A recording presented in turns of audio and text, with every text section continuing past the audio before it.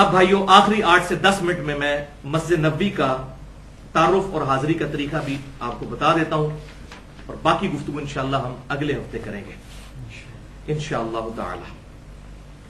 ایک دفعہ دروشی پڑھ لیجئے۔ اللہم صلی علی محمد وعلی آل محمد کما صلیت علی ابراہیم وعلی آل ابراہیم انک حمید مجید۔ اللہم بارک علی محمد وعلی آل محمد کما بارکت علی ابراہیم وعلی آل ابراہیم انک حمید مجید۔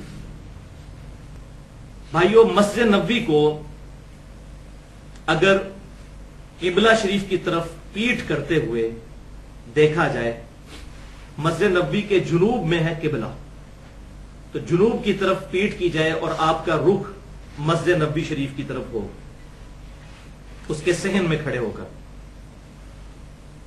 تو آپ کو مسجد نبوی شریف کا ایک ایکسٹینڈڈ پورشن باہر نظر آئے گا بنا ہوا۔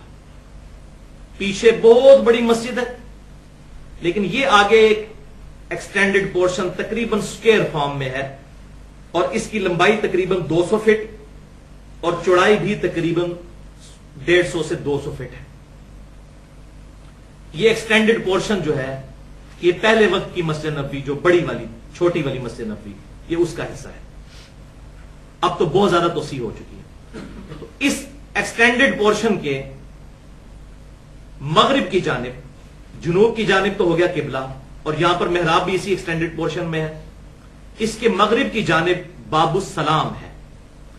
جس شخص نے بھی روزہ شریف پر حاضری دینی ہوتی ہے، وہ اس باب السلام سے داخل ہوتا ہے، یعنی مغرب کی طرف سے داخل ہوتا ہے اور مشرق کی طرف ٹریول کرتا ہے۔ پھر اس ایکسٹینڈڈ پورشن کے اس کارنر پہ جب پہنچتا ہے تو یہاں پر وہ دروازہ ہے جسے کہتے ہیں باب البقی، کیونکہ اسی کی سیر میں آگے بقیع غرقد قبرستان ہے، جہاں پر 10,000 صحابہ کرام علیہم رضوان کی تقریباً قبریں موجود ہیں، اور بہت بڑے امت کے بڑے بڑے محدثین اور صحیح العقیدہ اولیاء اللہ کی قبریں وہاں پر موجود ہیں۔ عبداللہ ابن ابی کی قبر بھی وہیں پر ہے، تو لہذا مدینے میں دفن ہونے سے بھی مسئلہ نہیں ہونا جب تک عقیدے کی اصلاح نہیں ہوگی۔ شفاعت بھی اس کی ہونی ہے جس نے شرک نہیں کیا انشاءاللہ۔ وہ تو بخاری اور مسلم کی حدیث ہے، اللہ تعالیٰ نے ہر نبی کو ایک دعا دی تھی، وہ اس نے دعا اسی دنیا میں کر لی، اور میں نے اپنی دعا اپنی امت کے لیے چھپا کے رکھی ہے۔ اس دعا کے ذریعے میں قیامت والے دن امت کی شفاعت کروں گا، اور میری دعا سے ہر شخص کو نفع پہنچے گا سوائے اس شخص کے جس نے اللہ کے ساتھ کسی قسم کا شرک کیا ہوگا۔ تو شرک is the most sensitive issue in the sight of Allah. اس میں میری ڈیٹیل گفتگو ہے مسئلہ نمبر 3 کے نام سے، دعا صرف اللہ ہی سے، اور اسی پر ریسرچ پیپر بھی ہے، ریسرچ پیپر نمبر 3۔ بال یہ باب البقی ہو گیا، اس کے ساتھ ہی باب جبریل ہے جو اکثر بند رہتا ہے۔ باب البقی کھلا ہوتا ہے اور باب السلام کھلا ہوتا ہے۔ باب السلام سے لوگ انٹر ہوتے ہیں، اور باب البقی سے بالکل باب البقی کے پاس ہی آپ کو گنبد خضرا نظر آئے گا، جو کہ حجرہ عائشہ کے اوپر بنا ہوا ہے۔ دراصل یہ گنبد بھی 668 ہجری میں، یعنی آپ صلی اللہ علیہ وسلم کی وفات کے 650 سال کے بعد ایک فاطمی بادشاہ نے منت مانی تھی، تو اس نے یہ رکھا۔ اس وقت کے لوگوں نے کافی مخالفت کی، لیکن اس نے زبردستی، جس طرح یہاں بھی حکمران زبردستی کر گزرتے ہیں، یہ کام اس نے کر دیا آپ صلی اللہ علیہ وسلم کی وفات کے 650 سال کے بعد۔ اور یہ جو ایکسٹینڈڈ پورشن روزہ شریف جو ہے وہ مسجد نبوی کے اس ایکسٹینڈڈ پورشن میں ہے، یہ بھی آپ صلی اللہ علیہ وسلم کی وفات کے تقریباً 76 سال کے بعد 87 ہجری میں، جب وہ بدماش حکمران عبد الملک بن مروان کا بیٹا ولید بن عبد الملک بنا، اس نے حجرہ عائشہ کو بھی پھر مسجد نبوی میں شامل کر دیا۔ یہ ہے اس کا سٹیٹس، جس کی بنیاد پہ لوگ یہاں پر قبروں پر مزار بناتے پھر رہے ہیں، اور مزارات پر جو ہے وہ مسجدیں بناتے پھر رہے ہیں۔ تو اس پہ آج میرا ٹاپک نہیں ہے، اس پہ میں نے بڑی ایکسکلوسیو گفتگو کی ہے 2 گھنٹے کی، ربیع الاول 1433 ہجری میں، مسئلہ نمبر 63 کے نام سے، ولادت مصطفیٰ صلی اللہ علیہ وسلم اور رسول اللہ کی آخری وصیتیں صلی اللہ علیہ وسلم، اور اسی کا آخری 1.25 گھنٹہ پرٹیکولرلی گنبد خضرا، مزارات پر مسجد نبوی، اور یہ کہتے ہیں جی مسجد نبوی بھی تو کے اندر بھی تو قبر موجود ہے، یہاں بھی ہمارے بزرگوں کی قبریں آ گئی، تو کیا؟ یہ سارے ایشوز میں نے بالکل صحیح طریقے سے سمجھائے ہیں کہ یہ عوام کو کس طریقے سے دھوکہ دیتے ہیں۔ تقریباً 1.25 گھنٹے کا وہ کلپ مسئلہ نمبر 27 کے نام سے بھی الگ سے ہے، مسئلہ 63 بھی اور مسئلہ نمبر 27 بھی۔ بہرحال یہ جو گنبد خضرا ہے، اس کا جو یہ جو پورشن ہے، یہ تقریباً یہ سامنے والی جو جنوب کی طرف دیوار ہے، اس سے تقریباً آپ سمجھ لیں 15-20 فٹ پیچھے اگر آپ آ جائیں تو یہ حجرہ عائشہ موجود ہے، جس کے آگے سنہری کلر کی، گولڈن کلر کی جالیاں ہیں، اور اسی کے اوپر گنبد خضرا ہے. اور اسی گنبد خضرا سے آپ مغرب کی طرف آئیں مسجد کے اندر تو وہ ریاض الجنہ والا حصہ آ جائے گا. وہاں پر الگ سے وائٹ کلر کا قالین ڈلا ہوا ہے. باقی پوری مسجد نبوی میں ریڈ کلر کا قالین ہوتا ہے. تو وہ انہوں نے ڈسٹنگوش کرنے کے لیے اس کو وائٹ کلر کے قالین کے ساتھ مزین کیا ہوا ہے. تو یہ سارا مسجد نبوی کا اس حوالے سے تعارف ہو گیا. اب یہ جو ایکسٹینڈڈ پورشن ہے اس کے پیچھے اب بہت بڑی مسجد نبوی بن چکی ہے. بلکہ نبی صلی اللہ علیہ وسلم کے مبارک دور کا جتنا مدینہ شریف تھا وہ اس وقت جو آج کی ڈیٹ میں آپ سمجھ لیں کہ 26 اکتوبر 2013 آپ صلی اللہ علیہ وسلم کی مبارک زندگی میں جتنا مدینہ شہر تھا وہ پورے کا پورا مسجد نبوی میں آ چکا ہے. یہ ایکسٹینڈڈ پورشن کے پیچھے بہت بڑی مسجد نبوی ہے اور ایکسٹینڈڈ پورشن کے آگے بھی خانہ کعبہ کی طرف بھی بہت بڑی یہ انہوں نے حصہ چھوڑا ہوا ہے. اور یہ پھر ڈبل ٹرپل سٹوری ہے. اس کے نیچے پورا پارکنگ کا ایریا بھی موجود ہے اور وضو خانے بھی نیچے تہخانے کے اندر موجود ہے. اور اس کی پوری ڈیٹیل اگر دیکھنی ہو تو بن لادن کمپنی جو ہے انہوں نے ایک ویڈیو بنائی ہے مسجد نبوی کی اور مسجد حرام کی تعمیر کی. وہ یوٹیوب پہ اویلیبل ہے 1-1 گھنٹے کی ویڈیوز. اس میں آپ دیکھیں تو آپ کو اندازہ ہوگا کہ کس طرح اربوں ریال لگا کر سعودی حکومت نے ان کو اللہ تعالیٰ نے توفیق دی ہے کہ انہوں نے اللہ کے محبوب صلی اللہ علیہ وسلم سے منسوب اس مسجد نبوی اور خانہ کعبہ شریف کی تعمیر پر کس طریقے سے پیسہ خرچ کیا ہے الحمدللہ. تو یہ ساری باتیں ہوگی مسجد نبوی سے ریلیٹڈ. اب آ جائیے جناب قبر مبارک سے ریلیٹڈ کہ اسی گنبد خضرا کے نیچے روزہ شریف موجود ہے. باب السلام کی طرف سے آپ انٹر ہوئے اور جب باب البقی سے نکلنے لگیں گے تو بالکل کارنر کے اوپر روزہ شریف کی گولڈن جالیاں سنہرے کلر کی ڈارک یلو کلر یا گولڈن کلر کی جالیاں ہیں جو 3 حصے میں بنی ہوئی ہیں. اور 3 حصے کس طرح ڈیوائیڈ ہوتے ہیں کہ پہلا حصہ جو ہے اس کے اوپر الگ سے ایک آیت لکھی ہوئی ہے. پہلا حصہ باب السلام کی طرف سے آئیں گے تو پہلے حصے کے اوپر آیت لکھی ہوگی سورۃ الاحزاب کی آیت نمبر 40. بسم اللہ الرحمن الرحیم. ما کان محمد ابا احد من رجالکم ولکن رسول اللہ و خاتم النبیین. محمد صلی اللہ علیہ وسلم تم مردوں میں سے کسی کے باپ نہیں ہے بلکہ وہ تو اللہ کے رسول ہیں اور سلسلہ نبوت کی مہر ہے, اس کو ختم کرنے والے ہیں. دونوں معنی درست ہیں. اس میں نے الگ سے گفتگو کی ہے مسئلہ نمبر 40 کے نام سے خاتم اور خاتم کا فرق. تو یہ یلو والا پورشن ہو گیا پہلا. اس کے ساتھ ہی پھر اگلا یلو پورشن جو ہے وہ ہے بالکل بالمقابل ان 3 قبروں کے, یعنی امام کائنات صلی اللہ علیہ وسلم کی مبارک قبر اور سیدنا ابو بکر اور سیدنا عمر کی قبریں ان کے مقابل ہے یہ درمیان والا جالی والا پورشن. یہ زیادہ بڑا ہے اس شروع والے سے. تو اس کے اوپر وہ آیت لکھی ہوئی ہے سورۃ الحجرات کی آیت نمبر 3.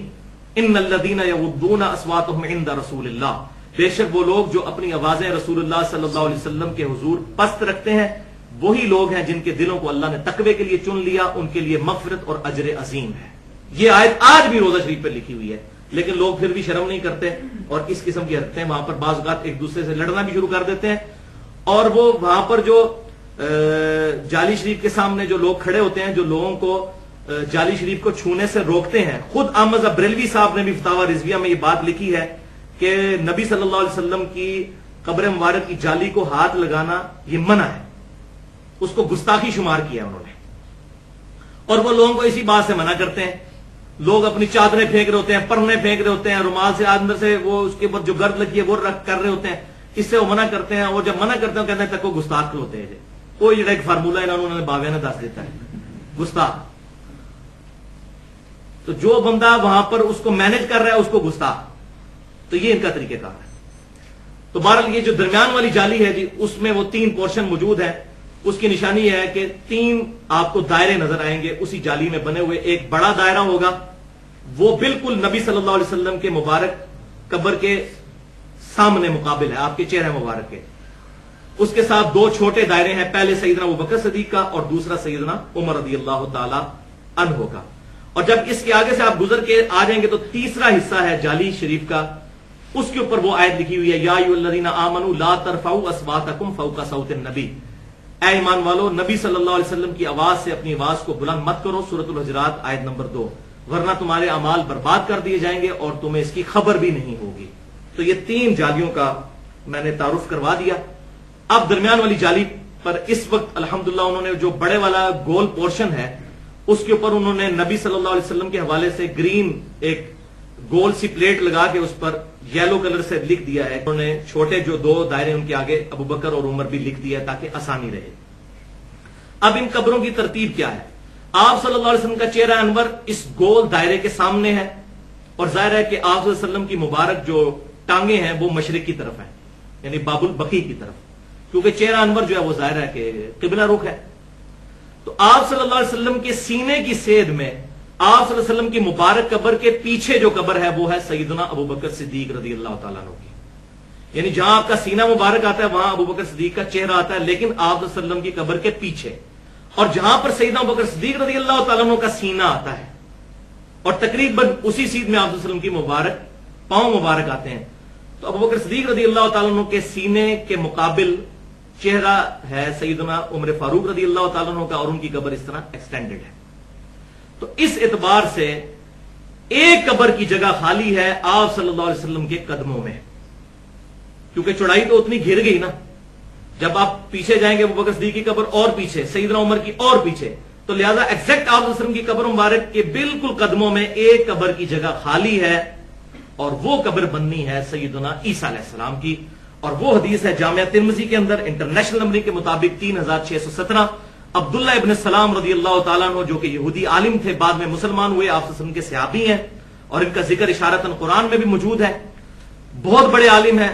وہ یہ کہتے ہیں کہ تورات میں نبی صلی اللہ علیہ وسلم کی جو صفات ذکر ہیں ان میں یہ بات بھی ہے کہ عیسیٰ علیہ السلام اپنے مرنے کے بعد جب سیکنڈ ڈسینڈنگ میں آئیں گے اس دنیا میں، تو وہ آپ صلی اللہ علیہ وسلم کے مبارک حجرے میں آپ کے ساتھ دفن ہوں گے.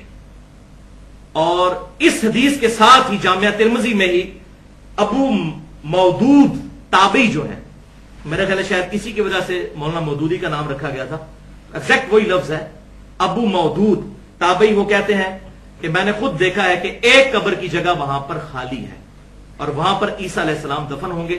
عیسیٰ علیہ السلام کے حوالے سے میں نے بڑی ڈیٹیل گفتگو کی ہے، حیات مسیح اور نزول مسیح علیہ السلام، مسئلہ نمبر 12 کے نام سے. اب یہاں پر 2-3 کڑوی باتیں کر کے میں بات کو ختم کرتا ہوں. ایک تو بھائیو یہ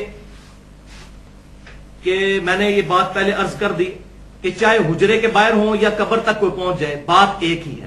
کیونکہ قبرستان کی دیوار کے پاس سے گزریں یا ایون قبرستان میں بھی داخل ہو جائیں تو آپ کے جو سامنے قبر ہے اگر اس کو مخاطب کر رہے ہیں تو 2 کلومیٹر تک وہ اگر قبرستان پھیلا ہوا ہے تو وہاں تک آپ کا سلام اللہ پہنچا رہا ہے. تو بالکل اس طریقے سے روضہ شریف کے سامنے جو لوگ کھڑے ہوتے ہیں تو ان کو وہی سلام پڑھنا چاہیے جو سیدنا عمر رضی اللہ تعالیٰ عنہ کے بیٹے ابن عمر کی سنت میں حوالہ پہلے دے چکا. قبر رسول کے سامنے آ کر پڑھیں گے السلام علیکہ یا رسول اللہ، سیدنا ابوبکر کے سامنے آ کر السلام علیکہ یا ابا بکر، اور سیدنا عمر کے سامنے آ کر السلام علیکہ یا عمر رضی اللہ تعالی عنہما. اچھا جی، دوسری بات اس میں کہ یہ عوام کے اندر اکثر مشہور ہے کہ جی گنبد کے اوپر، گنبد خضرا پر اور خانہ کعبہ کے اوپر سے کوئی پرندہ نہیں گزرتا، نہ کوئی پرندہ بیٹھتا ہے. وہ جی پیچھے سے غولوں کے غول آتے ہیں اور وہ ایسے ہو کے گزر جاتے ہیں. توبہ استغفار، اس سے بڑا کوئی جھوٹ ہی نہیں ہے. میں نے اپنی آنکھوں سے ایک دفعہ نہیں کئی دفعہ ایگزیکٹ گنبد خضرا کی ٹپ کے اوپر جو وہ نوک بنی ہوئی ہے اس کے اوپر ٹپ کے اوپر کبوتر بیٹھے ہوئے دیکھا ہے. اور میں نے وہاں کئی لوگوں کو دکھایا کہ جناب یہ دیکھ لو، پاکستان جا کے اب جھوٹ نہ بولنا، اور مولوی جب جھوٹ پڑے بولیں تو ان کے گریبان پکڑنا، کیا جھوٹ بولتے ہو. خانہ کعبے کے اوپر بھی بیٹھتے ہیں، بیٹھے بھی کرتے ہیں، غلاف کے اوپر بیٹھے بھی ہوتی ہیں. خام خواہ ایک دیو مالائی قصہ کہانی بنا کے عوام کو دھوکہ دیا ہوا ہے. اور یہاں تو اپنے بزرگوں کے بارے میں کر دیتے ہیں، خانہ کعبہ مسجد نبی کے بارے میں تو بدرجہ اولا کریں گے، وہاں تو ویسے ہی انہوں نے ان کے اندر پنجابی چاکا کھلے ہوا ہے. تو یہ بالکل جھوٹ ہے، کوئی ایسی بات نہیں، کسی غیر مسلم کو ایسی عقیدت والی جھوٹی بات نہ بتائیں. اور تیسری اور آخری بات اس کانٹیکسٹ میں ہے کہ اس وقت انٹرنیٹ کے اوپر اور ہمارے مارکیٹ میں بھی قبر رسول صلی اللہ علیہ وسلم کی جعلی تصویر ایک آپ نے دیکھی ہوگی، گولڈن کلر کی اونچی سی، اس پہ ایک امامہ رکھا ہوا ہے اور وہ پگڑی رکھی ہوئی ہے اور وہ لکڑی کا ایک بنا ہوا ہے. بالکل جھوٹی بات ہے، وہ نبی صلی اللہ علیہ وسلم کی قبر نہیں ہے، وہ جلال الدین رومی کا بنا ہوا مقبرہ ہے جس کی تصویر کو انہوں نے پورٹریٹ اس حوالے سے کر دیا ہوا ہے. آپ صلی اللہ علیہ وسلم کی قبر مبارک صحیح بخاری میں لکھا ہوا ہے، 1390 نمبر حدیث ہے. سفیان تمار رحمۃ اللہ علیہ تابعی کہتے ہیں کہ میں نے خود قبر رسول دیکھی ہے صلی اللہ علیہ وسلم. آپ کی قبر مبارک اونٹ کی کوہان کی مانند اونچی ہے، اور اونٹ کی کوہان ہوتی ہے ایک بالشت، 10 انچ سے لے کے 12 انچ تک۔ سنن نسائی میں اور سنن ابی داؤد کے اندر، سنن نسائی اور سنن ابی داؤد کے اندر یہ آگے بھی بات موجود ہے کہ سیدنا ابو بکر عمر کی جو قبریں ہیں وہ مٹی کی ہیں، ان کے اوپر سنگریزے ہیں، چھوٹے چھوٹے پتھر، تاکہ وہ مٹی بہہ نہ جائے۔ یہ ہے ساری صورت۔ تو یہ سارے کے سارے معاملات اپنی طرف سے بنائے ہوئے ہیں، اور پھر اس کی بنیاد کے اوپر عجیب و غریب عقائد اور نظریات پبلک کے اندر پروپیگیٹ ہو جاتے ہیں۔ اللہ تعالیٰ سے دعا ہے جو حق بات میں نے کہی ہمارے دلوں میں راسخ فرمائے۔ اگر میرے منہ سے جذبات میں کوئی غلط بات نکل گئی تو اللہ تعالیٰ ہمارے دلوں سے معاف کر دے، ہمیں کتاب و سنت کی تعلیمات کو سلف صالحین کے منہج کے مطابق سمجھتے ہوئے دوسروں تک پہنچانے کی توفیق عطا فرمائے۔ سبحانک اللہم و بحمدک، اشہد ان لا الہ الا انت، استغفرک و اتوب الیک، وما علینا الا البلاغ المبین۔